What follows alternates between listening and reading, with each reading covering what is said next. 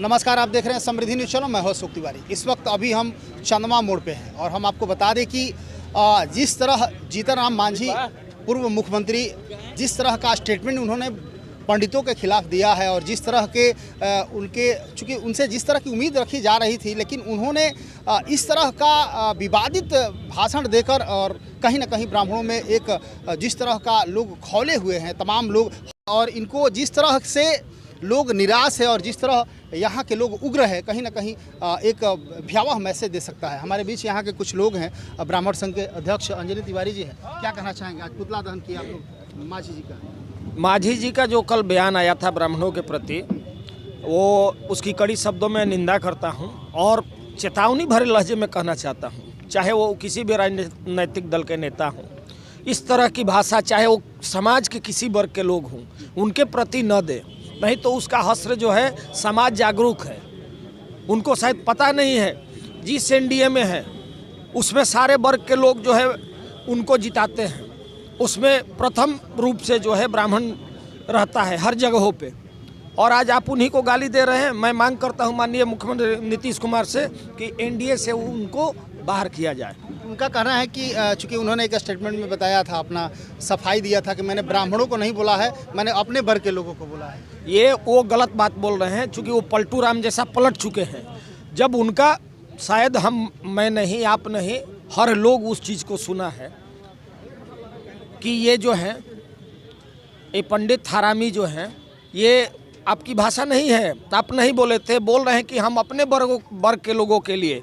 तो आप अपने वर्ग के लोगों को भी ये शायद हरामी क्यों बोलेंगे? आपको क्या अधिकार है? आपके जैसे लोग ही अपने वर्गों को इस्तेमाल करके अपने गद्दी पर बैठना चाहते हैं और अपने वर्ग के लोगों को हरामी बोलते हैं। यदि वही वर्ग हरामी बोलने लगे तब आपको अच्छी लगेगी। आप क्या कहना चाहेंगे? क्या मांग करते हैं सरकार से? मैं सरकार से मांग करना चाहता हूं कि पहले ये जीतन राम मांझी को एनडीए से बाहर करे, और ये चेताना चाहता हूं कि चाहे कोई भी राजनीतिक दल का नेता हो, इस तरह की भाषा का इस्तेमाल करेगा तो उसको ठीक विपरीत जवाब 1000 गुना ज़्यादा मिलेगा। इसलिए लोग चेत जाएं, संभल जाएं और अपने को लगाम में रहें। आप क्या कहना चाहेंगे? हम यही कहना चाहेंगे कि जब हम अमर्यादित भाषा किसी को बोलते हैं, जाति सूचक शब्द से खाली बुलाते हैं, तो हमारे ऊपर एक्ट लग जाता है। और हमको कोई गाली देता है, उसके ऊपर एक्ट बनना चाहिए कि नहीं? अगर नहीं बनेगा तो मुख्यमंत्री जी को ये संदेश दे दीजिए कि हम लोग भी अमर्यादित भाषा बोलना जानते हैं, हम उसके लिए हम लोग जेल जाएंगे, आंदोलन करेंगे। ये मुख्यमंत्री था तब तो कह रहा था कि हम मूस खाते हैं। इसको दिमाग कहाँ से आएगा जो मूस खाने वाला का? मुख्यमंत्री था तो कहता था कि हम मूस खाते हैं, तो मूस खाने वाला का दिमाग कहाँ से आएगा? मुसहर मुसहरे रहेगा। मुख्यमंत्री जी से आग्रह करेंगे कि आप इसको एनडीए से बाहर कीजिए, इसको मंत्री पद से बर्खास्त कीजिए, यही हमारी मांग है। तो आप देख रहे हैं तमाम लोग हैं और ये तमाम हर वर्ग के लोग हैं, लेकिन मैं आपको बताऊं कि ब्राह्मण युवा काफ़ी यहाँ दिख रहे हैं। और जिस तरह लोगों को कष्ट हुआ है कि इस तरह जब हम लोग किसी को नहीं बोलते हैं तो फिर हम इसकी अपेक्षा नहीं करते हैं, और ख़ास तौर पर वैसे व्यक्ति जो पूर्व मुख्यमंत्री रहा हो, तो इस तरह के जो उन्होंने वर्षन बोला है तो कहीं ना कहीं निंदनीय है। हमारे बीच हैं युवा सम्राट कहे जाते हैं राकेश ओझा जी। राकेश विश्वेश्वर ओझा हैं जिन्होंने शाहपुर विधानसभा में भी कड़क ज़बरदस्त तरीके से इन्होंने दस्तखत दिया, और आप लोगों ने देखा एक ज़बरदस्त जीत तो हालांकि हासिल नहीं हुई, लेकिन जीत से कम भी नहीं था। हमारे बीच है, ये क्या कहना चाहेंगे जी? क्या कहेंगे?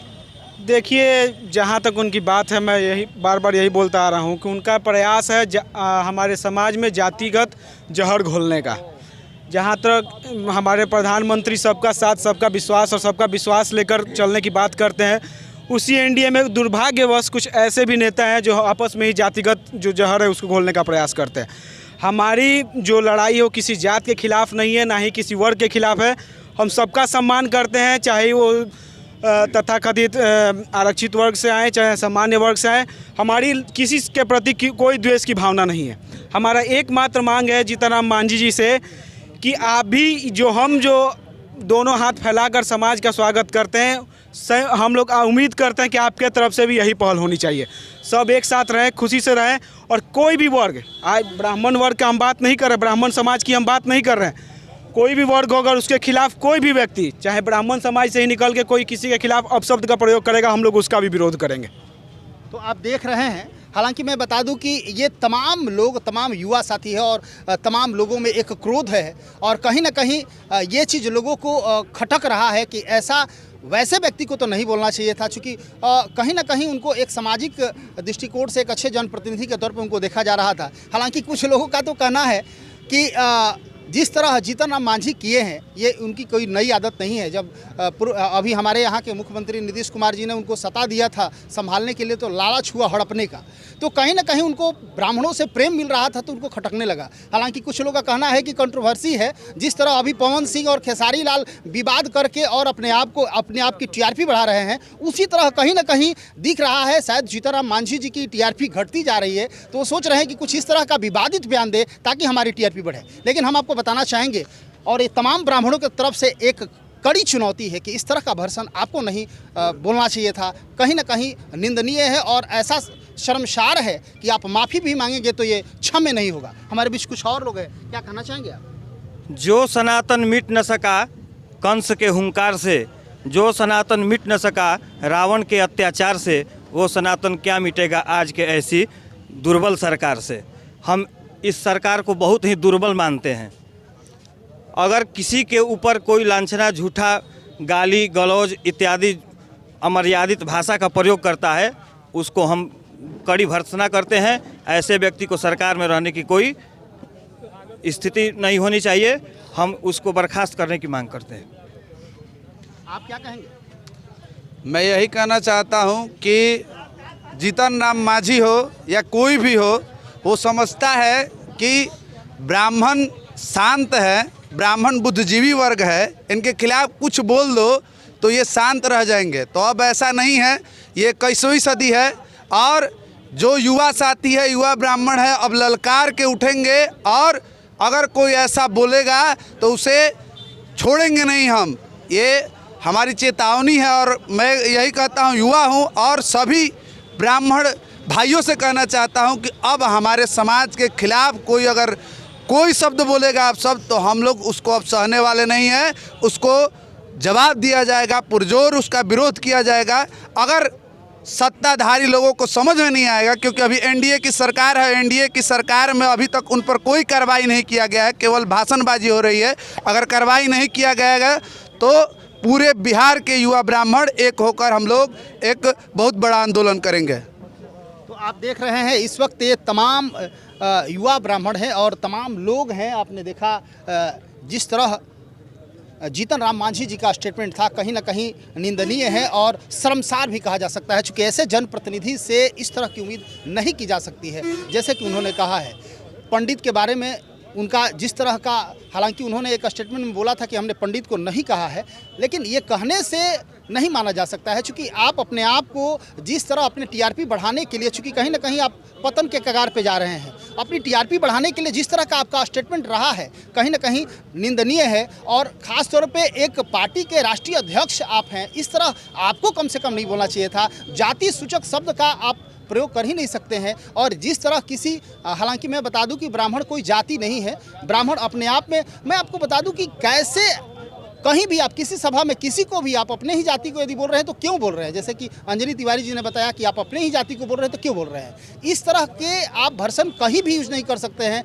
कि पंडित हरामी है या सत्यनारायण भगवान की कथा को लेकर या और भी बहुत सारी चीज़ों को आपने बताया है, तो ये सब गलत है और निंदनीय है। तमाम लोग सत्यनारायण भगवान के कथा के बारे में तो कुछ जानता ही नहीं है। सत्यनारायण भगवान के कथा में जो सूत जी हैं निचली ही जाति से आते हैं और उनको ऊंचे आसन पर बैठा करके सारे बड़े बड़े विमलात्मा महात्मा उनकी कथा को सुनते हैं। सत्यनारायण भगवान में जाने तो पहले मूर्ख, उस मूर्ख को कुछ पता ही नहीं है। उनका कहना है कि चूँकि एक स्टेटमेंट में उन्होंने बताया है कि हमने ये कहा है कि ब्राह्मण हमारे यहाँ आते हैं और खाना नहीं खाते हैं, पैसा लेके चले जाते हैं, तो वैसे लोगों को बुलाने की क्या जरूरत है? ऐसा कहीं नहीं है, ऐसा होता ही नहीं है। ब्राह्मण तो पहले वैसे लोग के यहाँ जाते नहीं हैं। और हम जहाँ तक कह दूँ कि मुसहर जाति हो या डोम जाति हो या चमार, कोई भी जाति हो, जाति से हमको कोई मतलब नहीं है। आप जिसको आपके यहाँ कोई ब्राह्मण आपको निमंत्रण देने नहीं आता है, आप ब्राह्मणों को बुलाते होंगे तो जाते होंगे, वैसे ब्राह्मण जाते होंगे वैसे सारे ब्राह्मण जाते हैं नहीं, और जो जाते भी होंगे वो अपना समझेंगे, लेकिन ऐसा होता कभी नहीं है।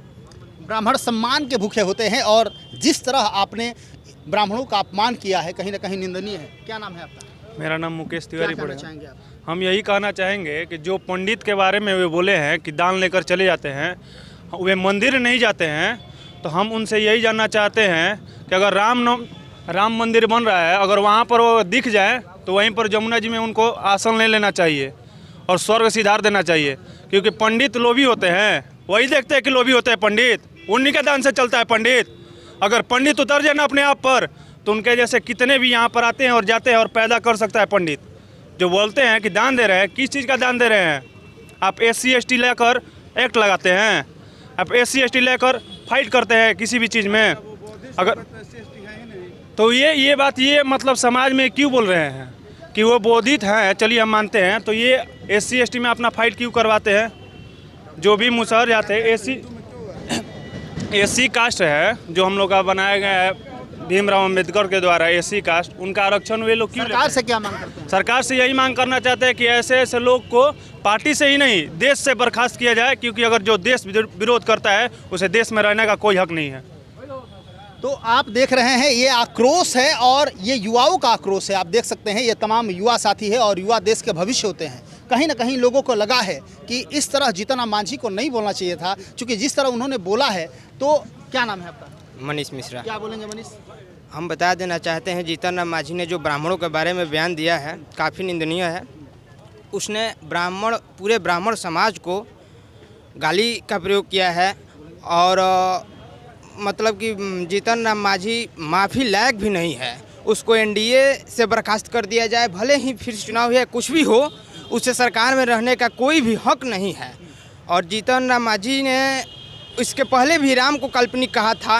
अब बार बार एक ही बातों को दोहराना उसके लिए उचित नहीं है। हम पूरे ब्राह्मण समाज, हमारा पूरा ब्राह्मण समाज उसको कभी माफ़ नहीं करेगा और उसे पार्टी में रहने का कोई हक नहीं है। उसे बर्खास्त किया जाए। हमें NDA सरकार से यही उम्मीद है। आपका नाम क्या? अत्रि मुनि तिवारी। क्या बोलेंगे? हम सर बोलना चाहते हैं कि जो जीतन राम मांझी सर हैं, इनको ये जो ब्राह्मणों के बारे में ऐसे बोल रहे हैं, तो सबसे पहले तो इनको ब्राह्मणों के बारे में इनको कुछ जानकारी नहीं है, थोड़ा सा भी इनको जानकारी है ही नहीं। क्योंकि ब्राह्मण ये एक ऐसा जाति है जिसको आप ये सरकार बांट रही है नीच और बड़ी, ये कोई नहीं बांटता है। समाज में अगर किसी को भड़का रहा है तो ये सब राजनीतिक लोग हैं, क्योंकि ये अभी जिस ये पद पे हैं, इनको अपने पद के गरिमा को समझना चाहिए। ये ब्राह्मण के बारे में कुछ जानते ही नहीं हैं और पटर कुछ भी बोल दिए जाते हैं ऐसे जो। हाँ, हमसे ज़्यादा वो ब्राह्मण के बारे में मतलब कुछ जानते ही नहीं है। ब्राह्मण एक ऐसा जाति है जिसको कोई भी आमंत्रित करे पूजन के लिए, वो जाति धर्म कुछ नहीं देखता है, सीधे अपना वो पूजन के लिए तैयार हो जाता है। वह बोला है कि ब्राह्मण भोजन नहीं करते हैं।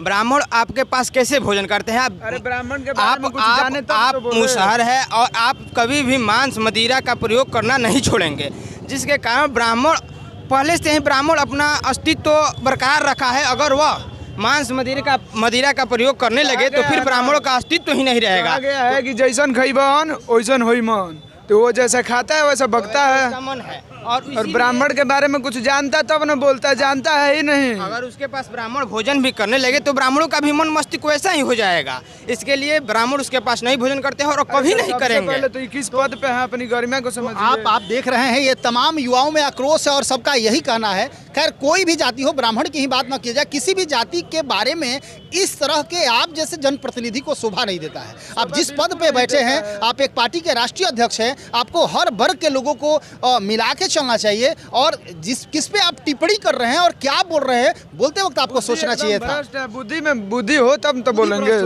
एकदम भ्रष्ट है। ये तमाम युवा साथी कह रहे हैं कि बुद्धि उनका भ्रष्ट है। अंदर से अगर देखा जाए तो सबसे भ्रष्ट नेता है। तो ये तमाम लोग काफ़ी आक्रोश में हैं। हालांकि मैं आपको बताना चाहूँगा और भी कुछ लोग हैं आइए और मैं मिलवाना चाहूँगा, बात करूँगा कुछ और लोगों से।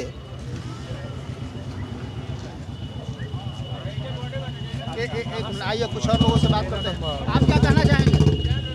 जी अभी जो जीतन राम मांझी जी जो ये शब्द बोले हैं उनको एक शब्द में कहेंगे, ज़्यादा नहीं, वो पागल हो गए हैं। उनको बिहार सरकार तत्काल रांची भर्ती कर दे तभी ब्राह्मण समाज खुश होगा, अन्यथा इस पर हम लोग जुलूस प्रदर्शन धरना जो होगा सरकार के विरुद्ध करेंगे। ये चेतावनी है ब्राह्मण समाज की तरफ से। जय हिंद, जय भारत। आप क्या कहेंगे? हम यही कहना चाहेंगे कि जीतन राम मांझी ने जो केवल ब्राह्मण को नहीं पूरे हिंदू समाज को, जो भी सत्यनारायण भगवान की पूजा करते हैं, उनके दिल पे चोट पहुंचाने वाली बात उन्होंने कहा है। इसका मैं बहुत निंदनीय है और बहुत माने विरोध और प्रदर्शन इसका किया जाएगा अगर ऐसे आगे उनकी वक्तव्य रहा तो ये तमाम लोग काफ़ी आक्रोशित है, काफ़ी क्रोध में है और आज पुतला दहन चंदवा मोड़ पर किया गया है। तो कहीं ना कहीं इन लोगों में ये दिख रहा है कि एक अच्छे जनप्रतिनिधि के तौर पे जीतन राम मांझी को माना जाता था, लेकिन उन्होंने भी जिस तरह का रंग दिखाया और जिस तरह ब्राह्मणों को उन्होंने अपमान किया, ये तमाम ब्राह्मणों में एक क्रोध खौला हुआ है और तमाम लोग काफ़ी क्रोधित है। और इन लोगों का कहना है, सरकार से लोग मांग कर रहे हैं कि ऐसे लोगों को दंडित करना चाहिए, क्योंकि कहीं ना कहीं लोगों को ठेस पहुंचा है, कहीं ना कहीं लोगों को कष्ट हुआ है, क्योंकि जिससे जो उम्मीद रखी जाती है वो व्यक्ति इस तरह अपमान करके, ब्राह्मणों को अपमान करके और अपनी राजनीति रोटी सेकना चाह रहा है, तो कहीं ना कहीं निंदनीय है। देखते रहिए हमारे समृद्धि न्यूज़ चैनल, तमाम खबरों को दिखाते रहेंगे। कैमरा पर्सन अमित के साथ मैं अशोक तिवारी, थैंक यू।